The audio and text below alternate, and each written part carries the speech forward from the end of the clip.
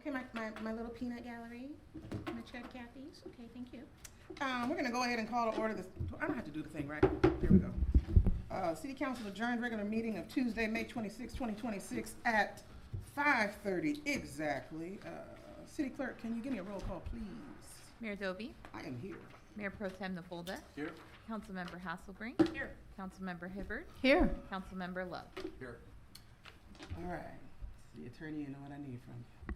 Yes, thank you, Mayor. At this time, the City Council will adjourn into closed session to discuss items 3A through E as listed on this evening's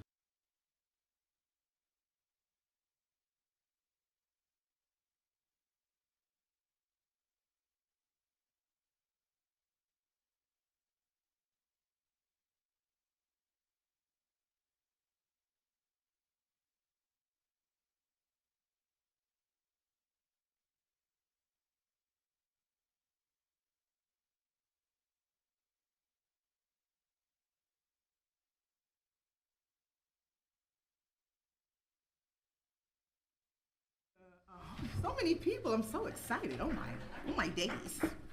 So we are going to reconvene in a regular session. City Attorney, can you give us a report, please? Yes, thank you, Mayor. The City Council has returned from closed session with no reportable action taken. Thank you. All right. So next up, we've got our Pledge of Allegiance. Councilmember Lowe, would you go ahead and lead us? And then please remain standing for our invocation.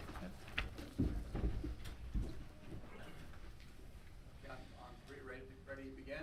I pledge allegiance to the flag of the United States of America and to the republic for which it stands, one nation, under God, indivisible, with liberty and justice for all. Whew. Lord, it has been a wild time. I'm going to tell you what, but we're thankful. Thank you for our first responders. Thank you for our military. Thank you for those that when the rest of us are running away, they are running towards danger.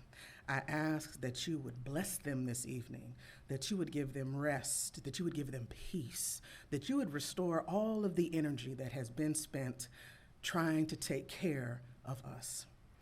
I ask that you would bless our businesses, that you would bless the work of their hands.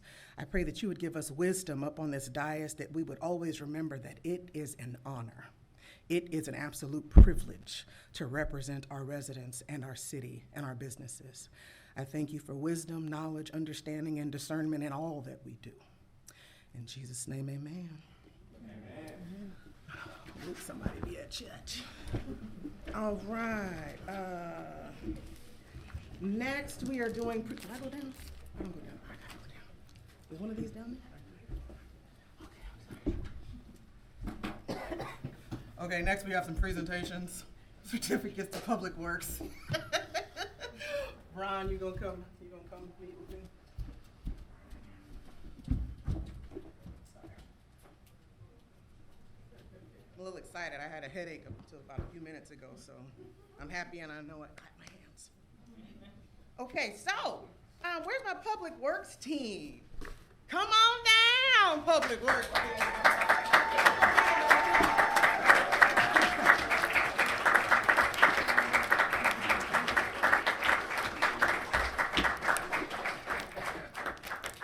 All right, so there's some things I need to read. Are y'all ready for me to read to you? I promise I'm gonna read as well as I can, okay? National Public Works Week is this week. May 17th through 23rd, it is a celebration of the tens of thousands of men and women who provide and maintain the infrastructure and services collectively known as public works. Public works professionals focus on infrastructure, facilities, emergency management, and services that are of vital importance to sustainable and resilient communities and public health, high quality of life, and well-being of the people of Los Alamitos. This week is in honor of the city's public works team, whose dedication maintains our city's infrastructure.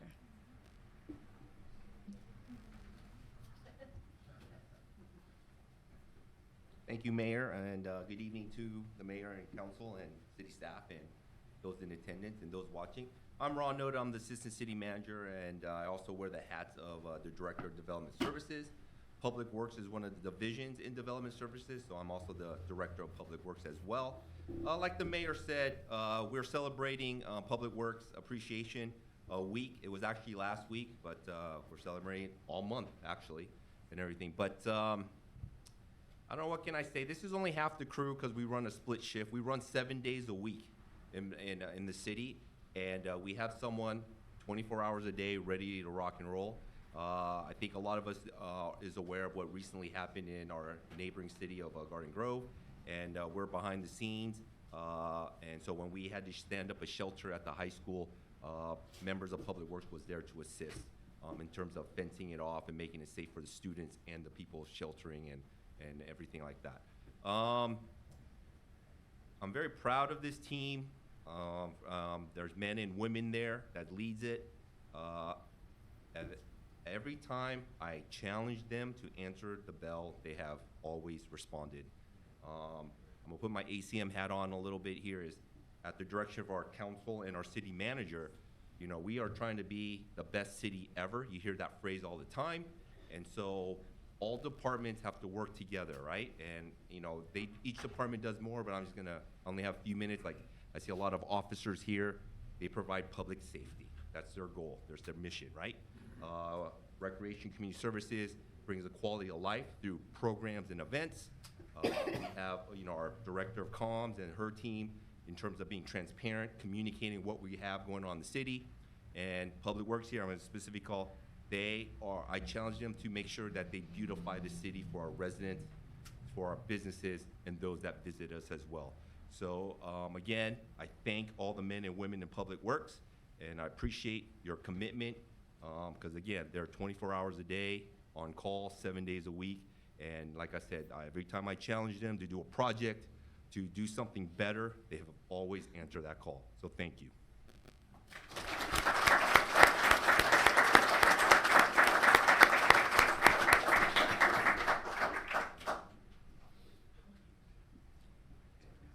He's gonna read the names. I do not like speaking on folks' names, so. All right, so the person that, the next two is, the next three, they really run the day-to-day of Public Works. And so I'm gonna start off with our interim Public Works Superintendent, Lori Hempy. Our Public Works Supervisor, Renee Carmody. Our lead foreman, Luis Reyes.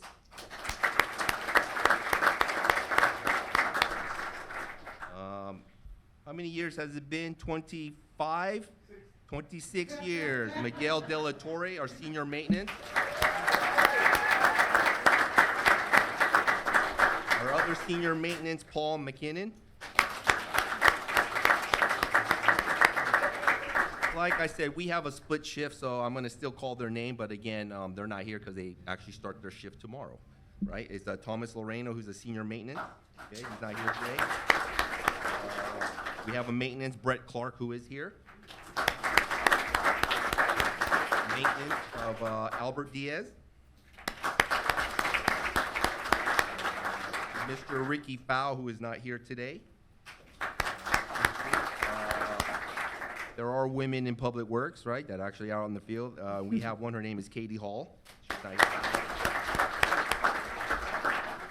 I don't know how many, but he's been here a long time too, but is Jose Mendoza.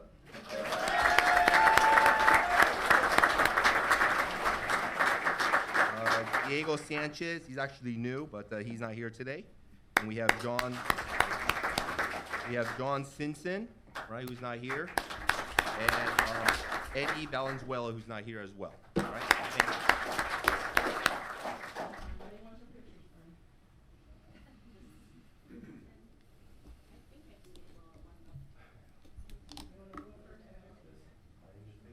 Yes, you are.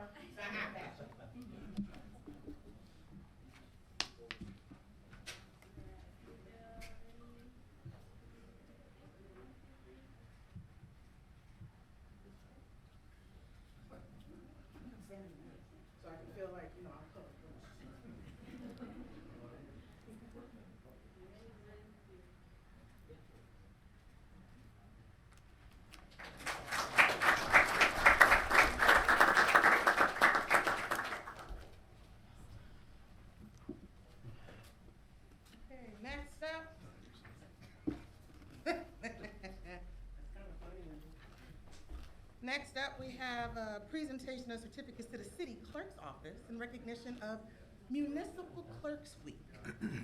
So now I'd like to invite the city clerk's office and our city clerk, Miss Wendy, come on down.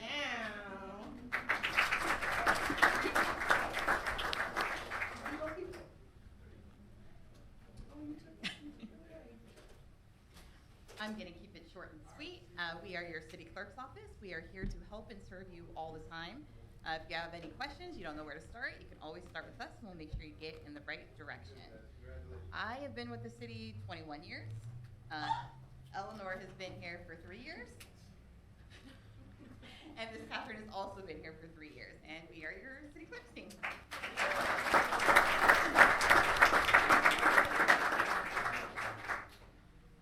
So her gift is not to get up and talk to y'all. That's why y'all hired me. I have the best clerk's office. I'll stand them up against anybody. There are none as amazing as these three that you see here, and anybody that has the gift of helping her on her way. So this is our main city clerk. These are her henchwomen. They are top flight. We would celebrate them whether they needed a week or not. So thank you profoundly for all that you do, for all of us here. It is deeply appreciated. And here's yours.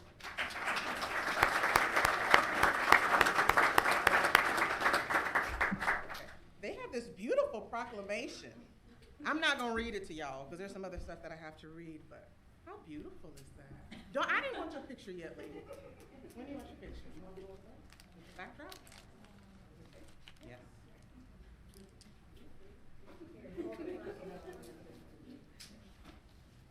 So we have to do split pictures because we have newsletters that go out. And fun fact, y'all ready? Elected officials can't be in it. So we take 2 sets of pictures.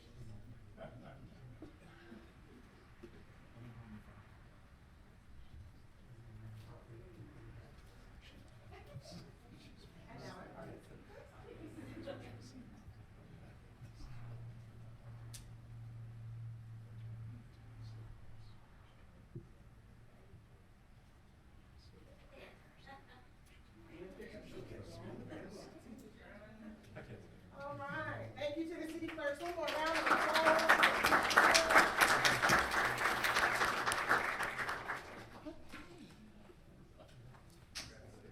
Next up, we have a presentation for a friend that was not able to be with us. They are from Nailology. Thank you, Nailology.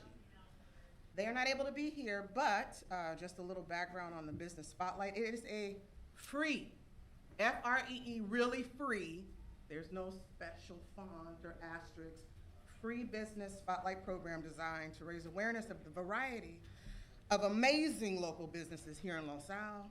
It's a great way for the city to say thank you, to showcase our great businesses, and to provide another tool to help our businesses grow. The month of May, we recognize Nailology Lab. They were not able to be here, but we want to recognize them anyway. And even if you have a regular nail shop, I am not into stealing people's clientele, okay? But just walk in, and you will immediately notice a difference in the way that it smells, the way that it feels, and their service. Just check it out. And then I think we've got like a little snippet, yeah?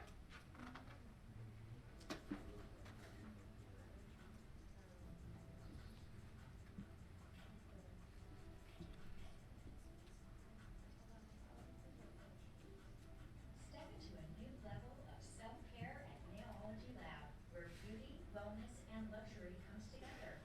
Whether you're looking for a classic manicure and pedicure or a flawless gel treatment, Nailology Lab offers personalized services designed for every style and occasion. With a commitment to cleanliness, high-quality products, and expert technicians, every visit is both relaxing and rejuvenating. Nailology Lab transforms ordinary nail care into a spa-inspired experience that nourishes, refreshes, and leaves you glowing with confidence, making it a standout business in our community.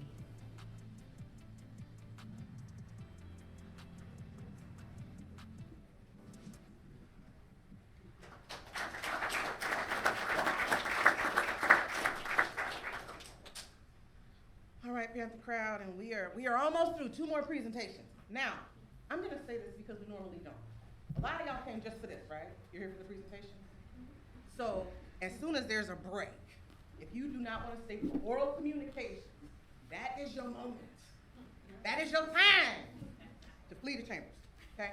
We're gonna move on to D, which is the presentation of certificates by the police department to the graduating class of the Los Alamitos Citizen Academy.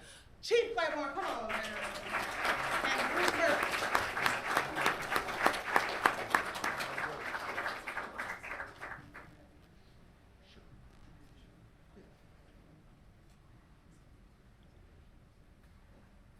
All right. Thank you all for coming. So, got a few words to say about the Citizens Academy for those of you who do not know. So, good evening, everyone. Tonight we celebrate the graduates of our 2nd annual Citizens Police Academy, a program designed to bring our community closer to the men and women who serve it. Over the past several weeks, participants have stepped behind the scenes to learn how our police department operates, from patrol procedures and investigations to emergency response and community engagement. The Academy gives residents a firsthand look at the professionalism, accountability, and dedication that define our department. It's about building understanding, strengthening trust, and continuing the partnership that keeps Los Alamitos safe. And to add a little context to that, so one of our volunteers in policing, Mr. Bruce Murphy, is up here with me because he, and along with the rest of the volunteers in policing, helped facilitate this program. So our volunteers in policing has been an amazing program, and it has grown since its inception. And it has now reached the point where they are actually able to facilitate the delivery of this course to our community, which I am not aware is being done anywhere else in the county. So our volunteers in policing is an amazing program, so those of you who might be interested or know somebody who might be interested, please get a hold of us. Now, I've talked about how amazing this program is, but I don't want you to take my word for it. Allow me to introduce one of the most recent attendees and soon-to-be graduate of the Academy. Please join me in welcoming up Jenna Bloom.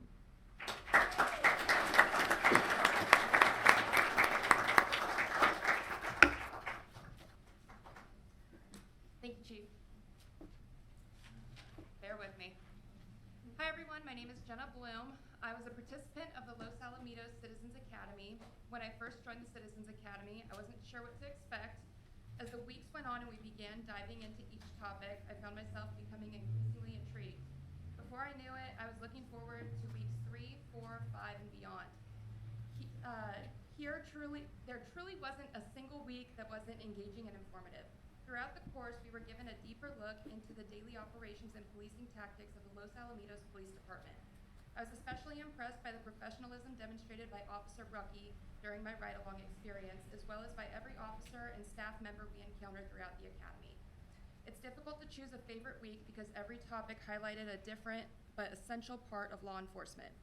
We learned about the coroner's office, SWAT operations, the narcotics division, K-9 unit, crime lab, shoot, don't shoot scenarios, domestic violence situations, de-escalation tactics, the coordination between agencies that help keep our community safe, and more. Over the 8-week course, we also had the opportunity to meet and become friends with people from many different backgrounds and professions. Despite our differences, we all shared one thing in common: our genuine love and care for the city of Los Alamitos and the people who work every day to protect it. I want to sincerely thank Chief of Police, Mr. Michael Claiborne, Captain Luke South, Support Services Manager Robert Acosta, VIP Lead, Mr. Bruce Murphy, VIP Kathy Gardner, Media Coordinator Alexandra Van Voris, Events Coordinator Lizette Salinas, and everyone else who was able to help us get to where we are today. At the end of the final class, I remember being one of the last people to leave the room. As I walked out, it really hit me that there wouldn't be another Tuesday night class, and I think we kind of discussed that. We all felt that way. The moment made me realize just how meaningful this experience had become. This academy was far more than just an educational experience. It was inspiring, memorable, and something I will carry with me for years to come. I would highly encourage anyone who has considered joining the Citizens Academy to apply. It is truly a unique experience, and I can confidently say you'll be glad you did it. Thank you.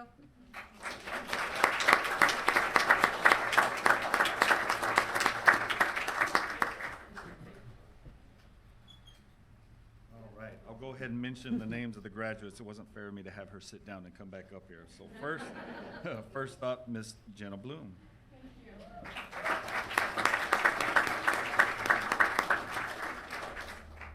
Next, Angela Bitbauer.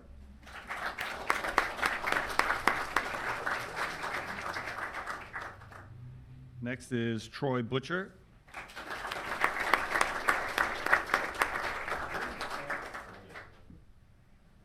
Leonore Carter.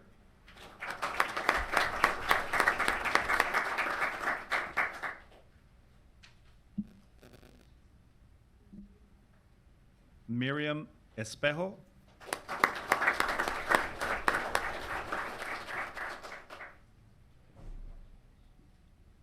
Glenn McLeod.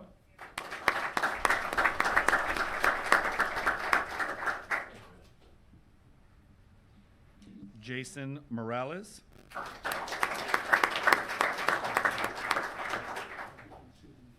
Okay. Susan Morales.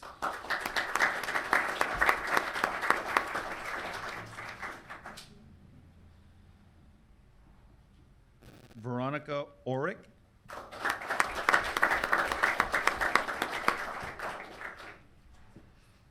And last but not least, Clayton Sierra.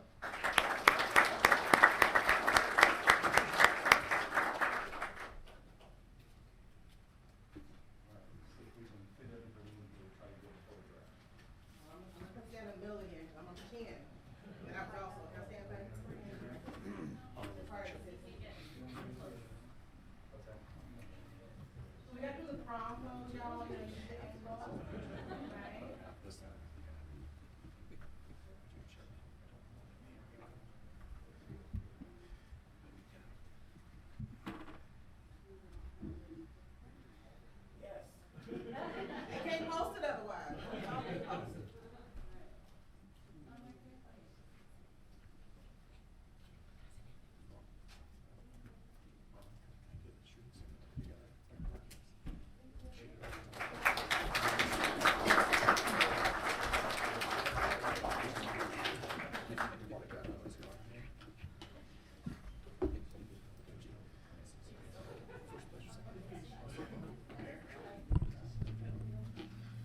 Okay, and since Chief Claiborne is still up there, it's because he's got the oath of office and promotion for a couple of our officers, and I'm gonna take it away, sir.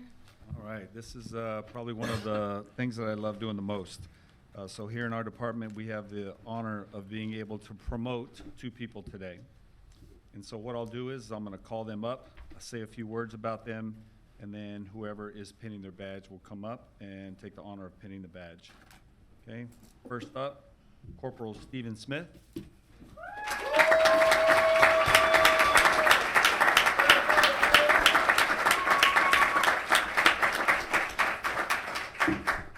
All right, Stephen Smith began his law enforcement career in Colorado, serving as a deputy for both the Denver Sheriff's Department and the Adams County Sheriff's Office before transitioning to the University of Colorado Denver Anschutz Police Department in Aurora, Colorado. In 2022, he joined our family here at the Los Alamitos Police Department. Throughout his career, Corporal Smith has taken on several specialized roles, including the Employee Wellness and Peer Support Team, Field Training Officer, and Certified Defensive Tactics Instructor. He also holds a certification as a Use of Force Instructor, bringing valuable expertise to both the department and his peers. In 2023, Steve was promoted to detective. His work has included leading and assisting with significant cases such as attempted homicide investigations, complex elder abuse, and fraud cases. His dedication to service and investigative excellence earned him recognition as the Los Alamitos Police Department's Officer of the Year in 2024. Committed to the community engagement, Corporal Smith has participated in programs such as Tip a Cop, the Youth Mentoring Program, DUI Checkpoint, and the Citizens Academy. He is also a member of the Orange County Homicide Investigators Association, where he continues to collaborate and learn from fellow investigators across the region. Corporal Smith holds an associate's degree in social and behavioral science from Golden West College. He is a Los Alamitos native. He is proud to serve and protect the community where he grew up. Outside of law enforcement, he enjoys spending time with his wife, Grace, his 3 stepdaughters, Judith, Grace, and Leanne, and his son, Jack. He also enjoys sports and outdoor activities, and Steve's badge will be pinned by his wife, Grace. Can you please come up?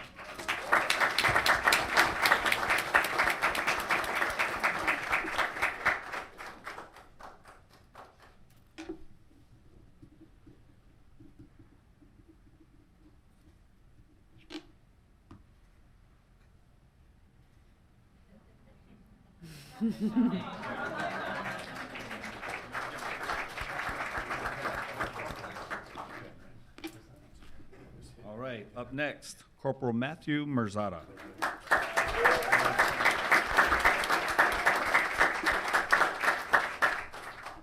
All right, Matthew was born and raised in Huntington Beach. He attended Huntington Beach High School, class of 2003, where he played soccer all 4 years. After graduation, he attended Cal State Fullerton and earned a bachelor's degree in kinesiology. He has 2 children, Avery 7 and Owen 5. Matt started his career with the California Highway Patrol before making a stop with the Santa Ana Police Department, where he worked with me, on his way to joining our family here at the Los Alamitos Police Department in 2022. Matt has extensive experience in patrol, traffic, and addressing the homeless population. Currently, Officer Merzada is a field training officer and a homeless liaison officer. Matt prides himself on being a family man and enjoys playing golf and taking his kids camping. Today, Matthew's badge is being pinned on him by his children, Avery and Owen. Please come forward.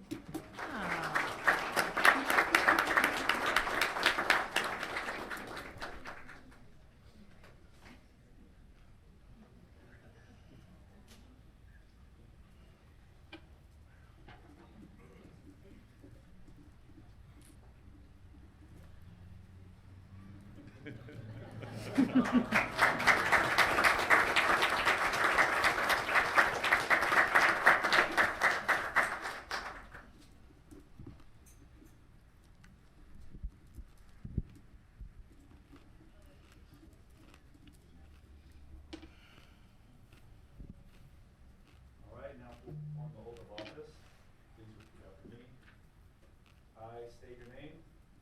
I, Stephen Smith, Do solemnly swear do solemnly swear that I will support and defend that I will support and defend the Constitution of the United States the Constitution of the United States and the Constitution of the State of California and the Constitution of the State of California against all enemies, against all enemies, foreign and domestic, foreign and domestic, that I will bear that I will bear true faith and allegiance true faith and allegiance to the Constitution of the United States to the Constitution of the United States and the Constitution of the State of California, and the Constitution of the State of California, that I take this obligation freely that I take this obligation freely without any mental reservation without any mental reservation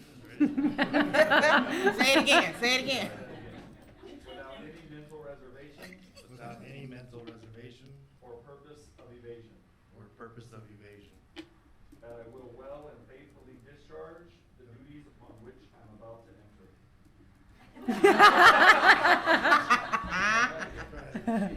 That I will well and faithfully that I will well and faithfully discharge the duties upon which I'm about to enter. discharge the duties upon which I'm about to enter.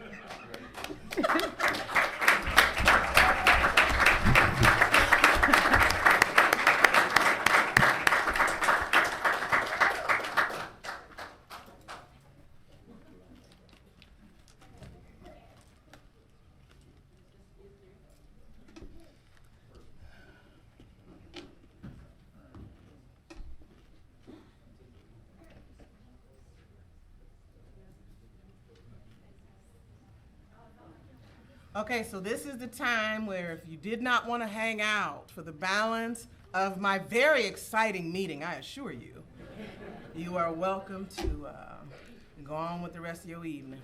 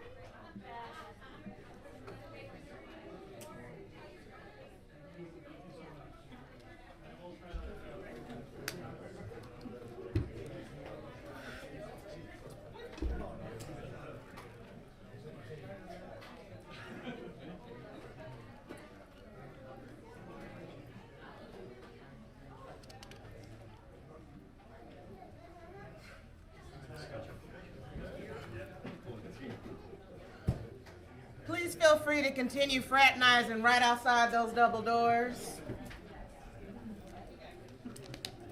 Because I want to be able to go home too.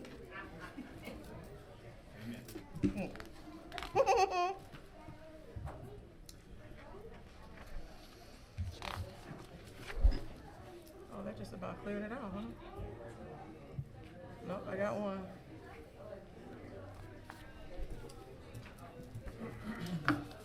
Okay, we will move on to oral communications. At this time, any individual left in the audience may come forward to speak on any item within the subject matter jurisdiction of the City Council. Remarks are to be limited to not more than 5 minutes per speaker. Do I have anyone here that would like to come up and say a few words? Is you making a move? No? Yeah. No? Okay. Okay, well then I'm gonna close oral communications and we will move on to item 8, which is updates from the mayor. There are just a couple of things that I would like to share with us this evening. The first is America's 250 celebration. I am so proud to celebrate America 250, and we would love for you to join us as we honor 250 years of freedom, community, and civic pride. The city has a full slate of activities planned for residents to enjoy. You'll soon see special America 250 banners, and if you've driven up and down Los Al Boulevard, they're already up. They're absolutely gorgeous. We invite you to our block party on Pine Street on June 25th. Along with many more events and celebrations to come, please stay connected by following the city social media channels, visiting our website, and checking other city communications for updates on how Los Alamitos is celebrating America 250. Now, there are a couple of other things I would like to share. With the incident that occurred over in Garden Grove, it is more evident than ever that our city must be fully prepared to respond to emergencies of any scale. And while I know an updated emergency operations plan is currently in development, I want to emphasize that the importance of prioritizing this work and ensuring the plan is completed, adopted, and communicated to all relevant staff as soon as possible. An effective EOP is not just a document. It is a framework that guides our response, clarifies roles and responsibilities, and ensures that all departments can coordinate seamlessly when it matters most. Emergencies unfold quickly, and having a well-structured practice plan in place can significantly reduce response time, prevent confusion, and ultimately protect lives and property. Finalizing and rolling out our EOP will also strengthen our readiness for a wide range of scenarios, from natural disasters to public safety incidents. It will provide staff with clear guidance, improve interdepartmental coordination, and reinforce public confidence in our city's ability to respond to challenges. Given recent events in neighboring communities, the urgency of completing this work cannot be overstated. I appreciate the effort already underway and want to reiterate the importance of continuing to move forward with this promptly. Our community is counting on us to be prepared. And then I would just like to give a special shout out to my staff and those that have been on the front lines during this ordeal. I went out to, when they stood up the shelter at the high school, just to personally thank our superintendent, who is letting us into his house and sharing his space with us. And I had an opportunity to speak with one of the Red Cross. There were no cameras there, so just to be clear, that's why there's no pictures. But I was able to speak with one of the representatives from Red Cross, and she immediately just began to gush about how amazing our staff has been, how easy it was to get in, how ready our public works was to respond. She was like, oh my God, you had public health out here. You had an ambulance out here. You had Spectrum out here. You had Walmart out here. She was like, I have not seen another city do what y'all did. And she said that we should be very proud. So I'm sharing that with those of us left in the room, because I know that that's something that I want to share with y'all. Be proud. We're amazing. They stood up like 5 other shelters before they got to us. And she said that we were the best to do it. And I said it on camera.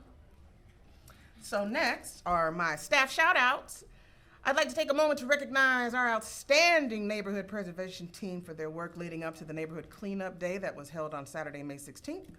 This team has been out in the community week after week, engaging residents, coordinating logistics, and making sure our neighborhoods remain clean, safe, and welcoming.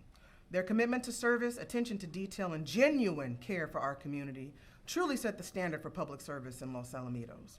We are grateful for their dedication and for the positive impact they continue to make across our city.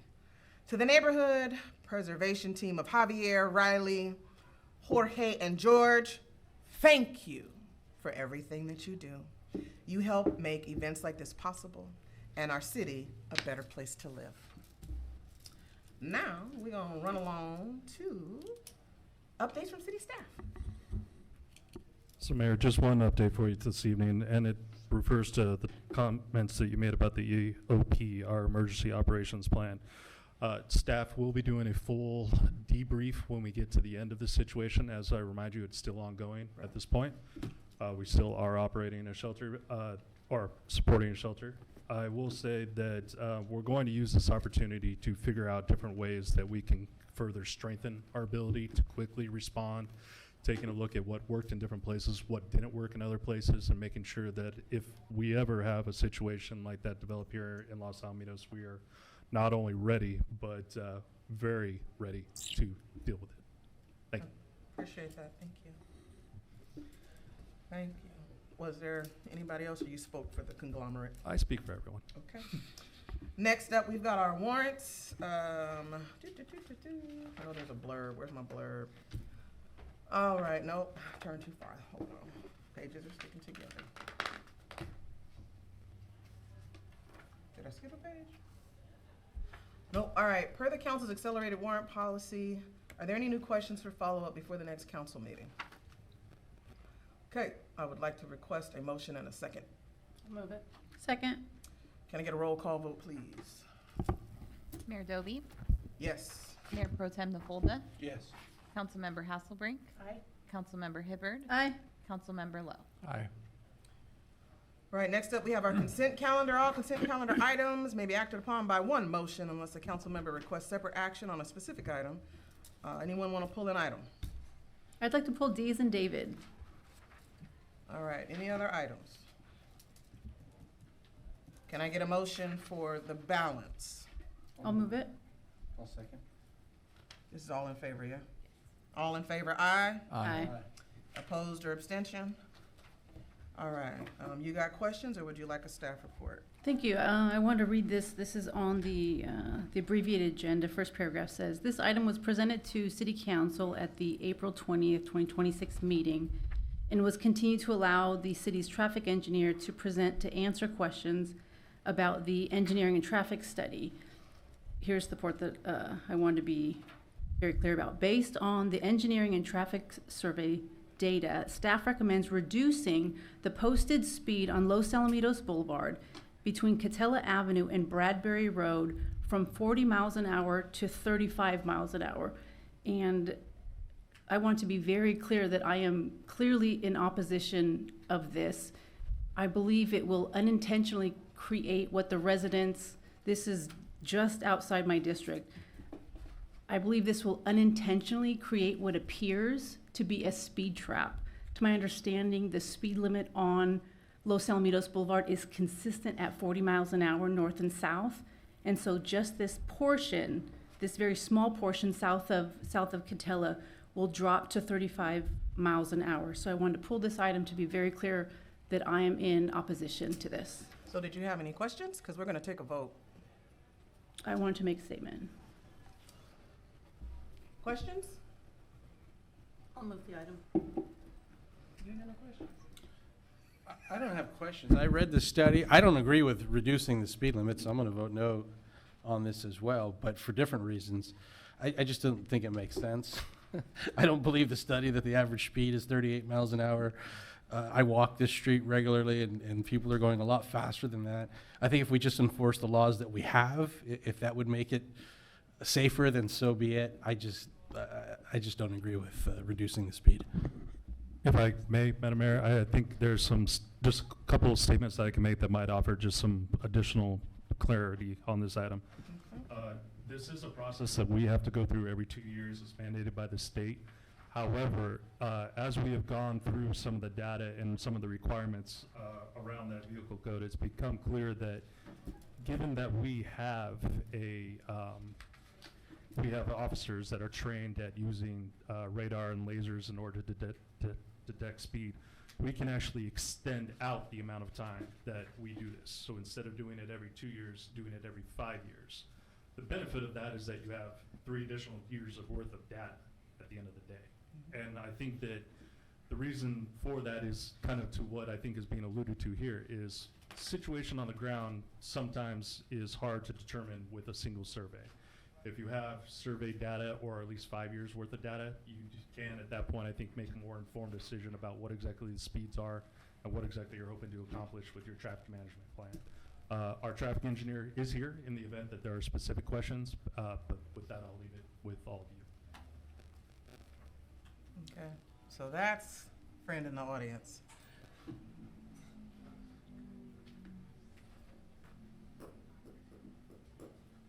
Good evening, Mayor, member of the council. I'm the contract city traffic engineer.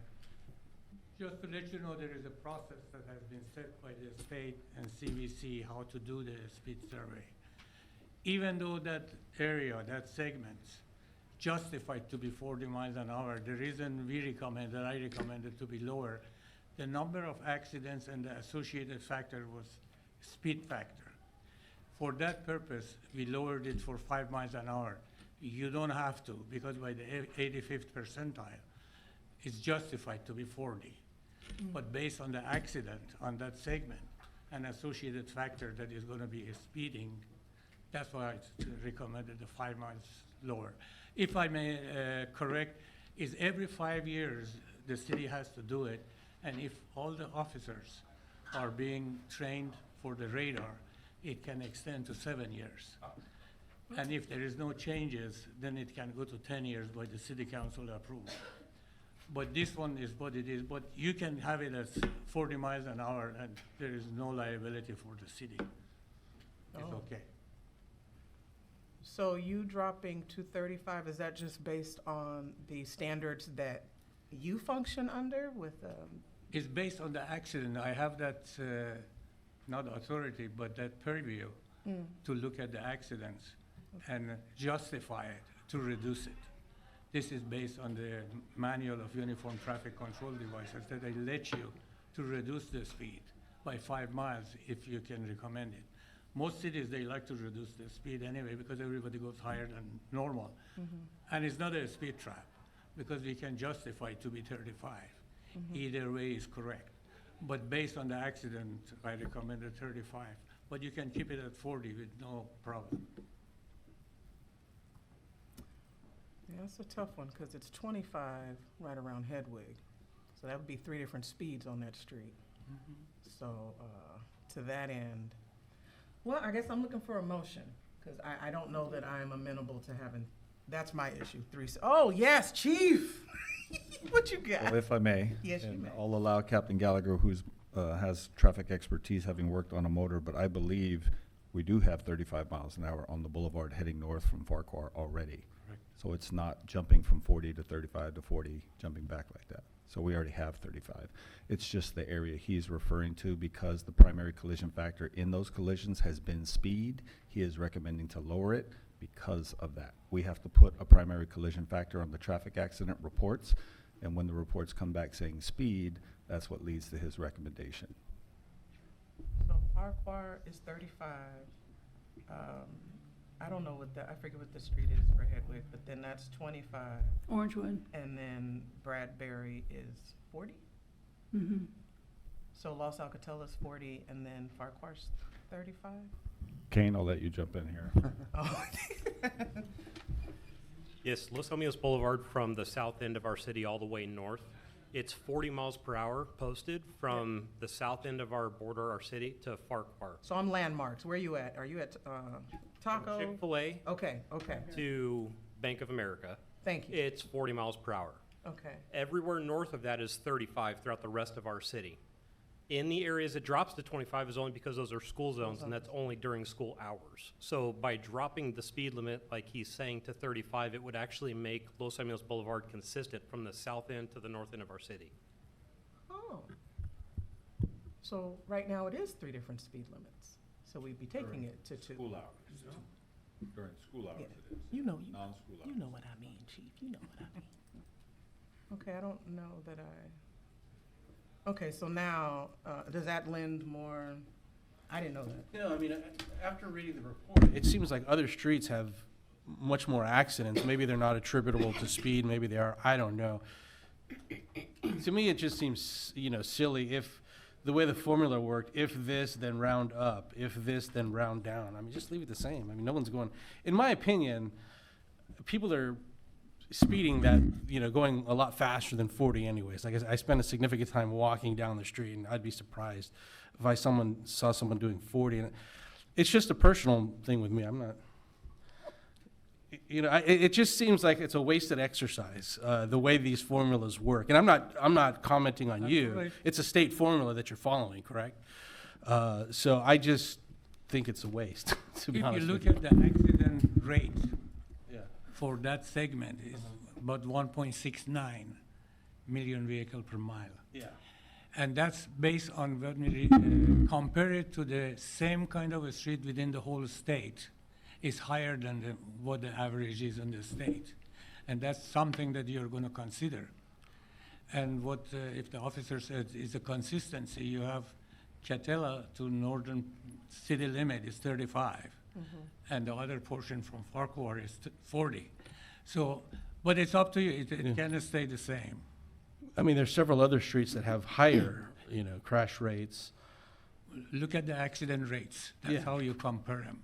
Well, that's what I'm saying. Which one I'm you looking talking? at. I don't have it in front of me.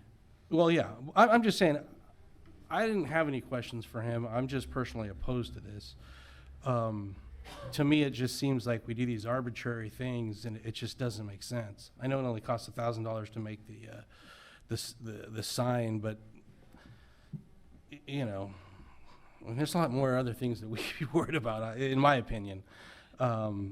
And again, it just seems like there's a lot of streets here that have lower speeds, that have higher accident rates. I'm just kind of looking at the study. And, there's no recommendation to go down. So I don't see the need for it, as long as the liability, if you were telling me if we didn't do it, obviously we're exposed to liability, that would be a different story. But I just don't see the need for this one particular site. I think there was like 7 accidents over the course of this whole study, and that spanned years, right? So, I don't know. That's just my personal take on it. Just to mention, the reason for the study is if you don't do it, then the officers cannot use the electronic radar to give tickets for the speeding. Yeah. Then they have to pace. I'm not saying not to do the study. I'm not saying that the results are anything wrong. I just don't agree with how the formula is set up. And for that reason, I'm going to vote no. I have one question. Yeah. Chief, does it make it easier to patrol if one street is the same speed going all the way down? Kane, having used radar and LiDAR, I can allow him to chime in, but I will say that, it is incumbent upon us to know what the speed limit is, and then we will, as he mentioned, we can pace with the vehicle. If you're not trained in the radar, if you are, you can utilize it. I don't think we're gonna necessarily just estimate with our eyes and knowing where it's gonna cross from one speed zone to the other, but I'll let Kane chime in if he think that's easier for enforcement being one speed. Just as far as you go to Farquhar and all of a sudden you change speeds. Does it make sense to have it all one speed? I will say that out of the years that I worked traffic enforcement, a common thing that I would hear from people is that they didn't know that the speed limit had changed. Like, for instance, when they would come off of the freeway on Katella, they didn't know that the speed limit was at that time 35, but it's now 40. It does make it somewhat challenging for people who aren't very familiar with the area to be in a 40-mile-per-hour zone that then drops to 25 during school and then goes up again to 40 miles per hour for not even a quarter mile before it then drops to 35 again. So within just a half a mile, you've changed the speed limit 3 different times, and that does make it somewhat challenging in an argument for people to have. In order for them to fight the ticket or whatever, as opposed to just having in our city the one speed limit on that street. Yes, ma'am. Okay. Does anybody know why it's 40 in that segment? As I mentioned, usually when they do it, they do the radar, and you look at the 85th percentile. It means 85 out of 100 people will stay within that range, and that's the state says is prudent speed for that street. So the 85th percentile determine what the speed limit should be. And that one is 40 miles an hour, so you keep it at 40 or you have a reason to reduce it. You usually don't go above, but you can reduce it based on the condition. But the average speed is 38. On this particular street, the average speed is indicated to be 38 miles an hour. That's what they come up, or no, you just go to the next level that is closer. So it was 37, you go to 35. It's 38 is closer to 40. It's only 2 versus 3 What I'm miles. saying is the average speed on this particular stretch of the road that we're talking about is 38 miles an hour. But for whatever reason, the formula says round down. And Not that was- even going 40, according to the study. But that's because of the collisions. Collision. It has a higher rate of collisions. Now, you pointed out that there are more collisions on other streets, but don't look at that. What is the primary collision factor? The reason they crashed on the boulevard was speed. The reason they're crashing on the other street could be pedestrians in the roadway. It could be a number of reasons. But on the boulevard, it's speed. So you're saying that because 85% of the traffic is 38 miles an hour, they're not even hitting 40. That's why they're rounding up. That's how we ended up at 40, because 38 is closer to 40 than it is to 35. So that's how we get to 40. He's recommending going to 35 because of the primary collision factor. We have a higher collision rate on that street than the average street in the state. And the reason people are crashing on the boulevard is speed.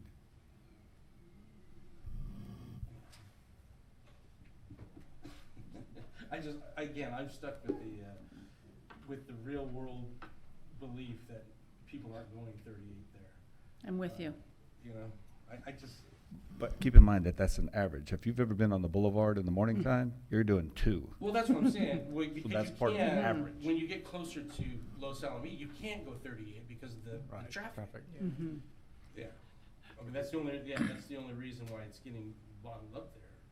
4 years from now, there's probably gonna be traffic all the way back to, you'll probably be going 10 miles an hour the whole length of that Don't that say stretch. that, John, don't say that. That's my biggest concern. Yeah, but generally you look at the speed when you want to set it up. It's free flow.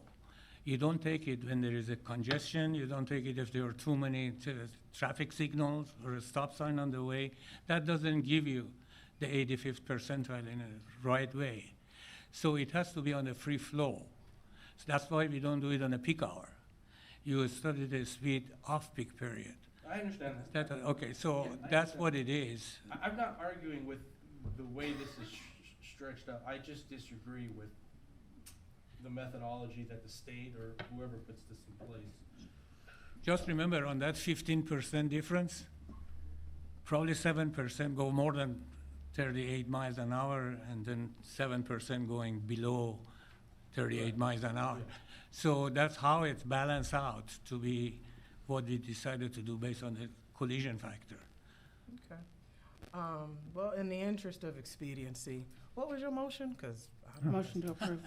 Okay, so there is a motion to approve the changing. That's your motion. Yes. Okay, is there a second for that motion? Question, if I may, why is there a motion if we're just moving? So. Was there an amendment? There was a motion that was made. It needs a second. If it doesn't get one, there can be a substitute motion. There was no amendment to it is as it's presented? That is what she's moving, yes. So is there a second for the motion to change the posted miles per hour. Fine. Is there a secondary motion? So we can't just sit here, so. So motion failed. So that the first motion failed, I need another motion. So what would be the ones that aren't going with the? I think this motion would be to leave it as it is today. You Second. can make that No motion? change. Okay.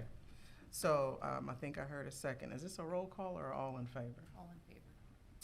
All right, all in favor, say aye. Can you clarify, please? Gary, go ahead and give your motion again, sir. Yeah, my motion would be to keep the speed limit as it is today, no changes. I thought you were the second. Yeah. No, Hibbert. I'll second. I thought Hibbert was the second. All right, well, I guess not. Jordan is the second. Okay, so I have a first and a second. This is all in favor, aye. Aye. Aye. I'm about to fire all of y'all.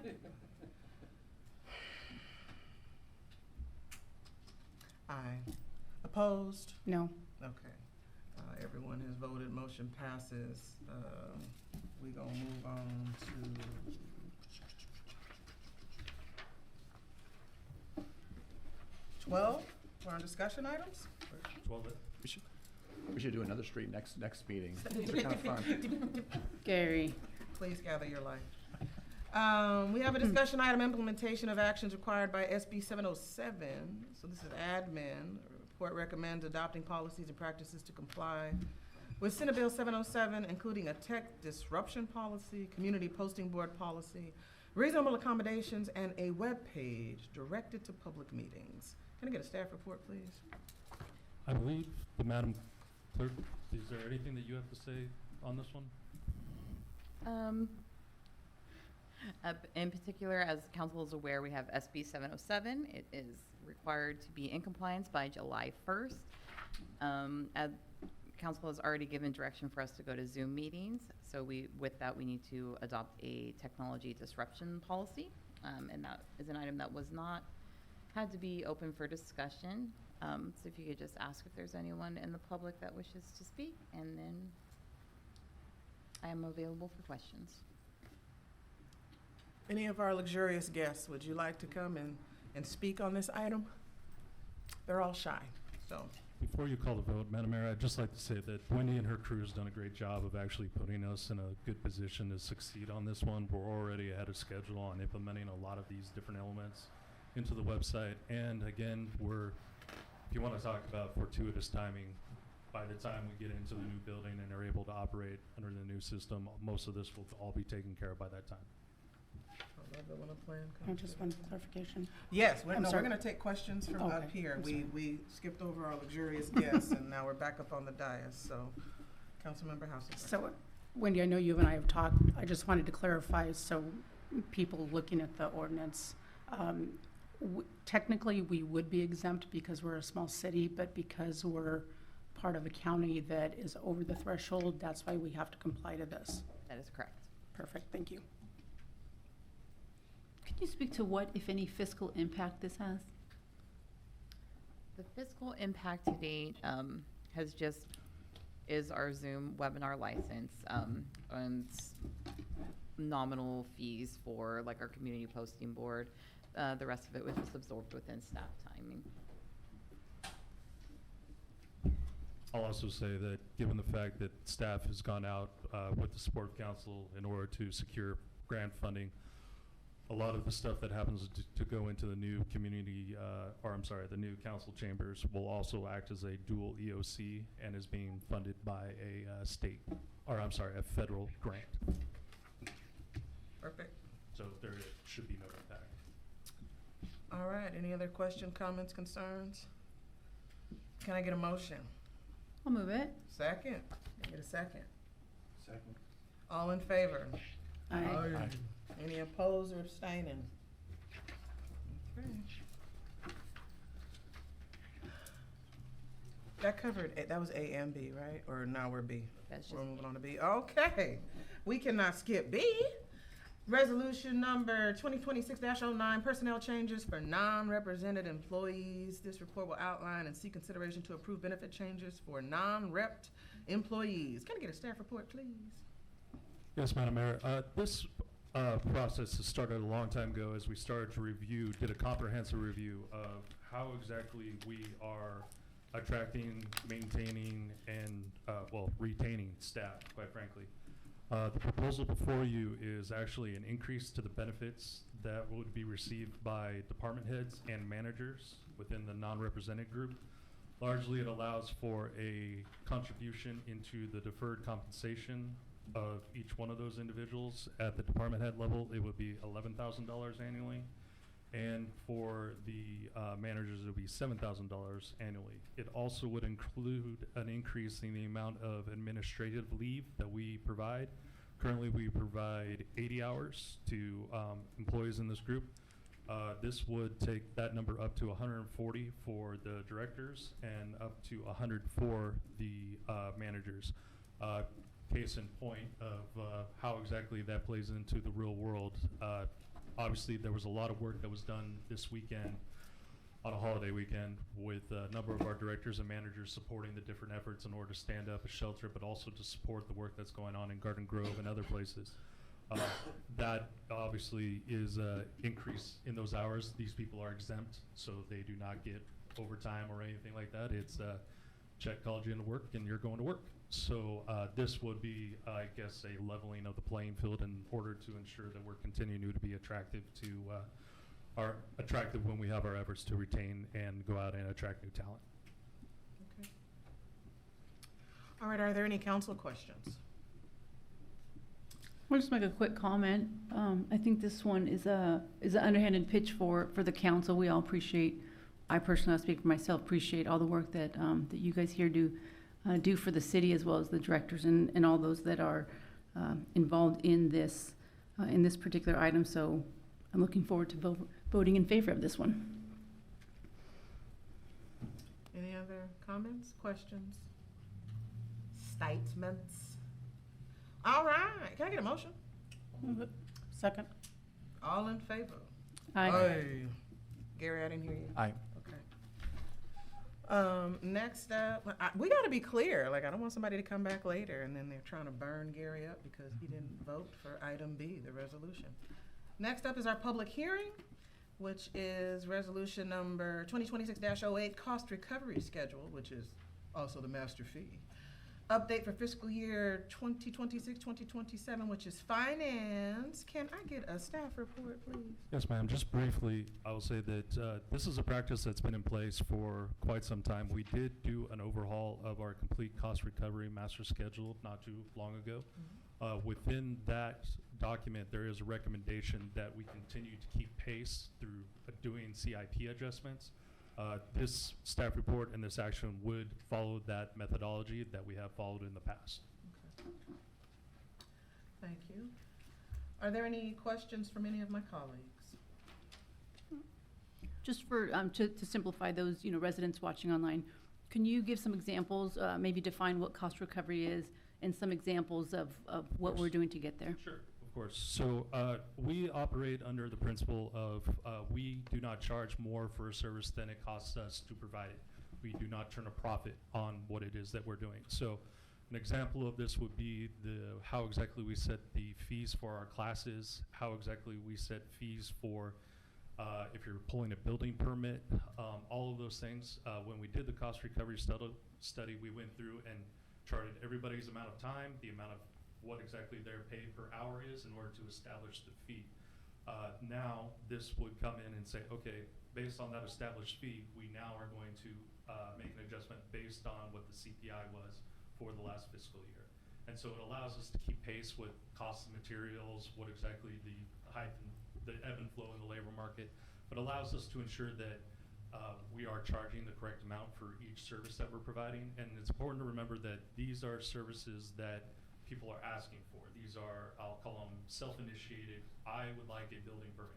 Okay, we'll process the building permit. If we do not keep those fees or the cost recovery in balance, then the city is subsidizing that cost. And that would apply to if we did not increase, or if we were not doing true cost recovery for building permits, we would be giving a benefit of public dollars to the developer, and not, we would be asking the residents to bear that cost. So by keeping these in line and keeping them up to date, we achieve, I think, a fair standard for everybody. And I know you must be telling the truth because Barb ain't stopped looking like a bobblehead yet, so. My goal in life is that Barb agrees with what I say. So if that is happening, I'm very happy. Thank you. And just one more, this one, somebody asked me this question. Do council members are they exempt from, when they're pulling a permit, are they exempt from those fees, or are there any discounts? We typically charge double whenever a council member pulls a permit. The of any answer is kind. no. Okay. But Thank you. I'm sorry for the joke, but no, everybody who comes Then in it's our gift to the is public. treated Yeah. exactly the same. And I will say that in my time being here, I've always been, it's, I think, a worry of every city manager when they're gonna get that phone call. And I have never had a council member in this city ask me for a discount on a rate of any kind, which is saying something about this council. Thank you. Any other questions? Okay, now it looks like I have to open the public hearing. Friends, anybody feeling froggy? No? Then we will close the public hearing. That being said, with all of that discussion, can I get a motion? I'll move it. Second. All in favor? Aye. Aye. Opposed? Abstaining? Gary, I didn't hear you again. I heard him. You heard him? Okay. As long as one of us hears him, I'm okay. All right, now we'll move on to B, which is the adoption of the fiscal year 2026-2027 annual operating and capital budget. Can I get a staff report? Yes, Madam Mayor. So this will actually be the 5th public meeting that we have had with regards to the budget, starting back with our budget standing committee, which are, again, open to the public. The city has adopted a 2-year budget policy, which allows us to do forward planning. Craig is prepared to do a presentation, but as this is information that you have largely seen before, I'd like him to go over the highlights, and then if there are some, I'd like to make some specific comments about each one of the departments, more in line with what exactly some of the goals and objectives for this upcoming year are going to be. Okay. Professor? Good evening, Mayor and Council. Thank you, City Manager Simmons. It's important to keep in mind when we shape this new budget, there's a high level of uncertainty, many factors that are to be considered. Globally, we have the issues ongoing with Ukraine and Russia, U.S. involvement in conflict with Iran is adding further to the global instability as well. This conflict is disrupting energy supplies and affecting prices.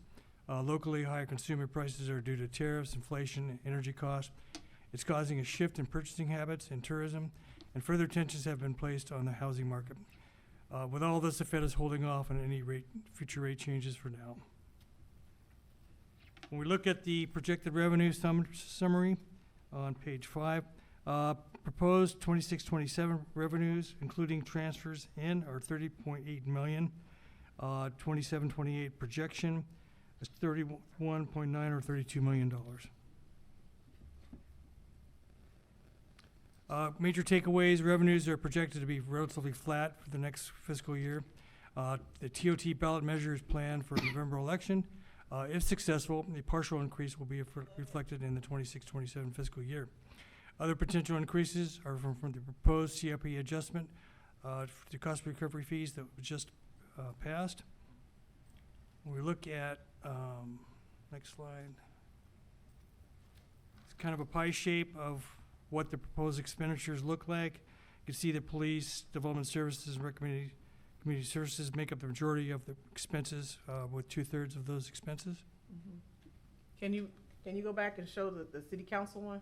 Yeah. I just want people to It's see. barely a blip there. We don't even have, we a crack. It's space between the, yeah, very, very minimal. I'm sorry, keep going. Okay. When we look at the proposed expenditures for 26-27, 27-28, we can see that for 26-27, including transfers in, it'll be $30.2 million. For 27-28 projection, $31.4 million.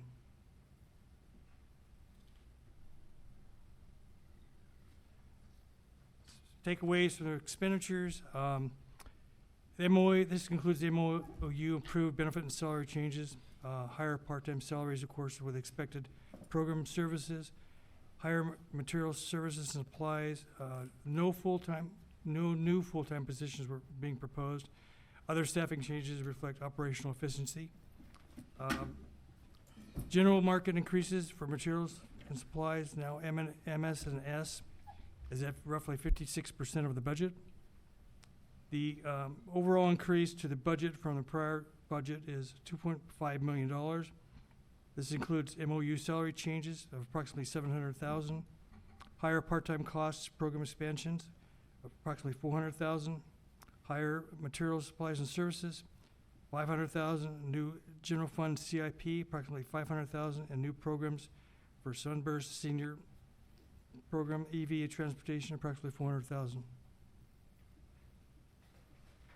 So with that, Mayor and City Council, I wanted to just quickly run through some of the objectives that we have set for the different departments, but largely things that they're going to be working on. My plan is to be back to you next month with a update that was requested with regards to the goal setting for the city.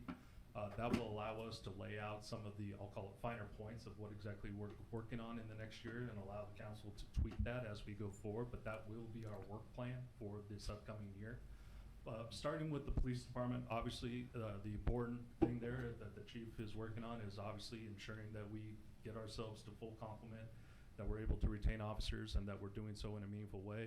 We're also adding a large component of technology in this next go around in order to continue to further fortify our abilities to get out there and fight crime effectively. This is highlighted by a grant that is currently working its way through the appropriations bill that would allow or would actually award the City of Los Alamitos just under $700,000 for drone technology. It was more, right? I'm sorry? Wasn't it more? It was close, it was like 800. What did we ask for? Because it was whatever exactly we asked for. Yes, I want to say that it was It's like 600 8 and something, 670. I'll need to check that number, but Well, I'll confirm that. Okay. The nice thing is that the full recommendation did make it into the appropriations bill, so those numbers, whatever they are exactly enough to pay for the things that we're asking for. Again, a redeployment of our bike patrol, and then also continuing to work with the high school and trying to figure out different ways that we can make inroads with the kids on campus and making sure that we're continuing to tap every resource that we can with regards to law enforcement. Second to that, within development services, there'll be a constant theme that you will be hearing out of DS this year, and it will be about economic development. We have a whole slate of new programs that we are planning to launch in the new year. This is a redoubled effort to get out there and be a part of the solution when it comes to ensuring and fortifying our businesses and seeing what they need, but also to start working on business attraction and location, and also working with property owners to try to figure out nice places where we can actually have businesses that are looking to come to the Los Al land effectively and efficiently. On the public works side, again, continuing to ensure that we are doubling our efforts with regards to maintenance of our facilities, especially the ones that we have taken the time to upgrade over the last year. As you know, we've made a commitment to this council that we would not build anything new without a plan on how to maintain it, because that is how you get into trouble. So again, Ron and his crew have done, I think, a yeoman's work in ensuring that we have a strong understanding of what it takes to maintain when it comes to the things that we are building. So again, that will be an effort for us going forward. From there, I'd like to go into the city clerk's office and comms, and I do see them as together. Wendy is doing a fantastic job in ensuring that our message is getting out to the public.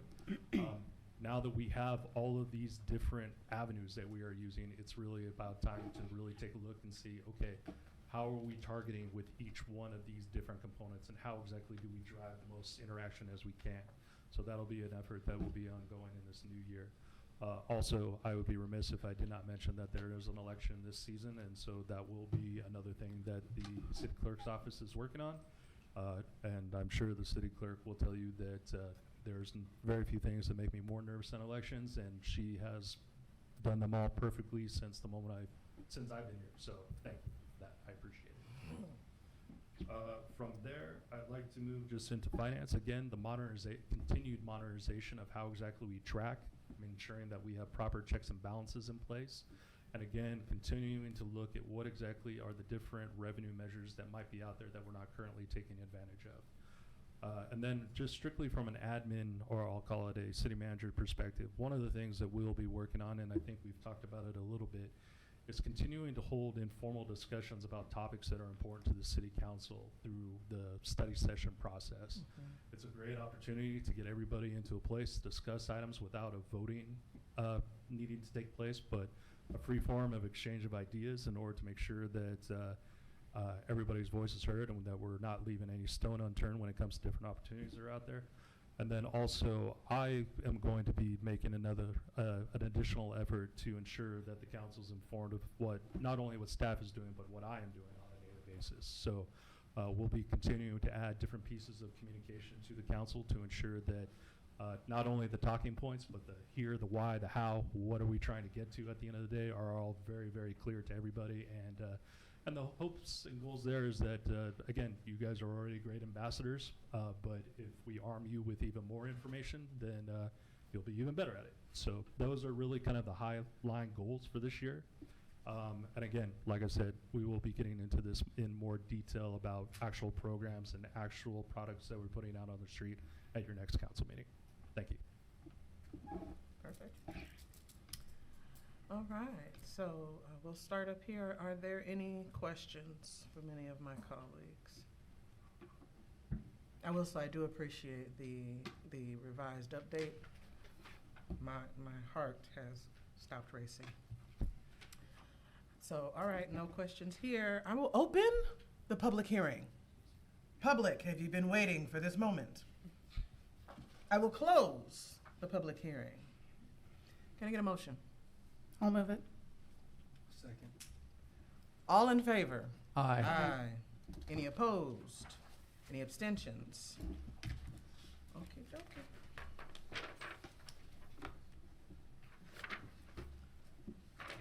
All right. Next up are council announcements. At this time, council members may also report on items not specifically described on the agenda that are of interest to the community, provided no action or discussion is taken except to provide staff direction to report back or to place an item on a future agenda. So, I think I started from my right last time, so we'll start from my left. Councilmember Hibbard. Thank you. Good morning. Good evening, Mayor, colleagues, staff, and members of the community watching online. Before I begin my update tonight, I want to first acknowledge the incident in Garden Grove that led to approximately 50,000 residents evacuating their homes on very short notice. Events like these remind us how critical emergency preparedness, communication, and regional cooperation truly are. I want to recognize the leadership demonstrated by Garden Grove Mayor Stephanie Kloppenstein and Orange County Fire Authority Chief Craig Covey, usually with us, not with us this evening, during this response. Nearly 900 individuals worked together across multiple agencies in a unified effort to implement a safe solution for the entire community. We are grateful to all first responders, emergency personnel, and public servants who work tirelessly to protect residents and restore the safety. Now I'd like to briefly share a few community events and meetings I had the privilege of attending over the past couple of weeks. I had the opportunity to participate in the Air Academy program graduation at John Wayne Airport. Approximately 20 students completed the program, and it was wonderful to see their enthusiasm and curiosity about aviation, airport operations, and public service careers. Congratulations to the graduating class, and thank you to everyone who helps make this education program possible. If anyone's interested in participating in the Air Academy's fall session, visit ocair.com. Next, I attended the Airport Land Use Commission meeting where we reviewed a submission from the City of Brea. And after review, the commission found that the proposal to be consistent with the ALUC safety protocols, helping ensure thoughtful planning that maintains compatibility between development and aviation safety. Additionally, I attended a ribbon-cutting ceremony hosted by the Los Alamitos Area Chamber of Commerce celebrating Ancora Health on Katella. It's always encouraging to see businesses invest in our community, create opportunities, and expand healthcare-related services that support both residents and families here. Another enjoyable event was participating in the Rossmore Women's Annual Garden Tour. I had the chance to walk through several beautiful gardens throughout Rossmore and see firsthand the pride residents take in creating welcoming and vibrant outdoor spaces. Thank you to the Rossmore Women's Club and all participating homeowners for organizing such a wonderful community tradition.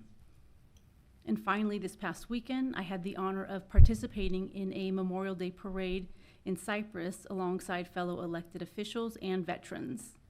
Memorial Day reminds us that freedom comes with a sacrifice. My family knows this firsthand.